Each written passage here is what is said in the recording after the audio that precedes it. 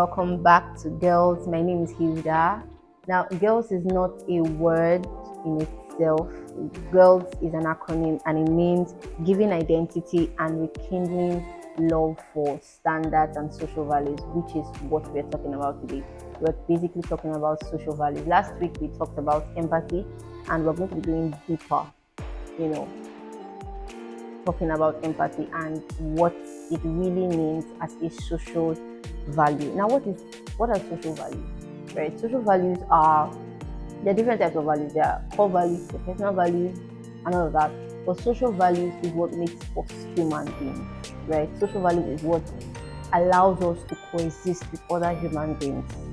I don't know if you understand what I'm saying. So it basically is you trading your self-interest for the benefit of other people. It might not favor you at that particular time, but it just means you trading your self-interest for the benefit of another person. So one of the things that drives social values is empathy, which is what we talked about last week, and it's also the same thing as putting yourself in the shoes of someone else, trying to understand people's beliefs, trying to understand why people react and do things the way they do things.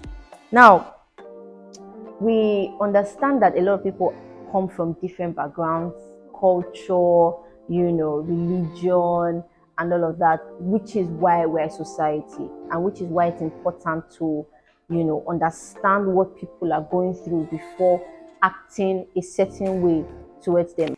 So I was reading a research, right, and a young teenager said a lot of young people feel empathy most times, but don't show empathy. Now, not showing, I don't know if you can actually feel empathy without showing it. There's a difference between you showing empathy and having the capacity of meeting someone else's needs. Don't forget, we said that putting yourself in people's shoes and trying to make things comfortable, for them, right? So when you are in the same space with somebody, right, and you don't feel you don't feel happy, you feel sad, you feel angry about a situation, just like we talked about the country, everything can be so difficult. Everything can be, there are worse situations, especially in Nigeria, with hiking prices, the dollar is going crazy, government is, everything is almost upside down, and you're angry sometimes. But empathy at that point, if empathy were a person, empathy would say, do not transfer aggression. That's one way to show empathy. That's one way to care for someone, who is beside you. When you're in the same space with somebody, you have to understand that you are coexisting at that particular time with somebody else, and it's just not yourself.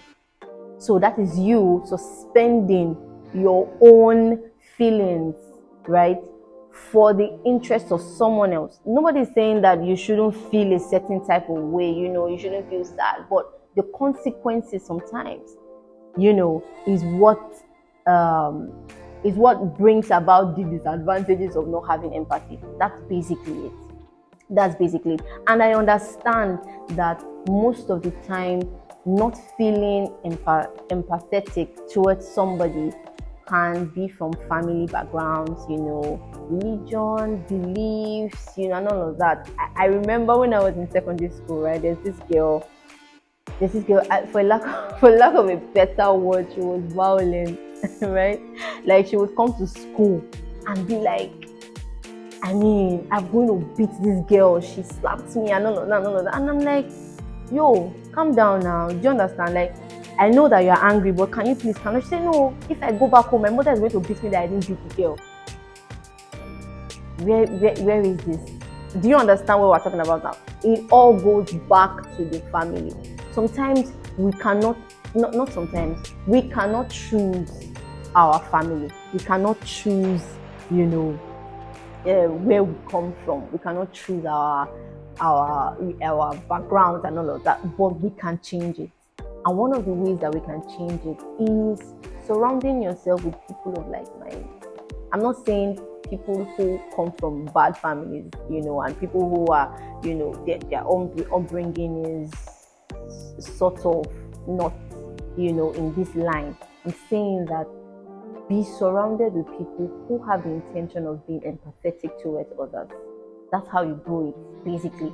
And this is not to say that, okay, we're being religious here, but I mean, the Bible says that bad communication corrupts good manners. Let's face facts. It's a reality. You become what you think.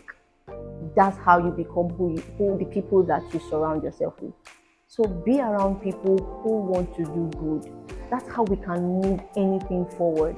A lot of people think of themselves, it is me, me, me. Even at the workplace, a lot of employees complain, right, about how a boss is being bossy and being bad. But are you doing your work?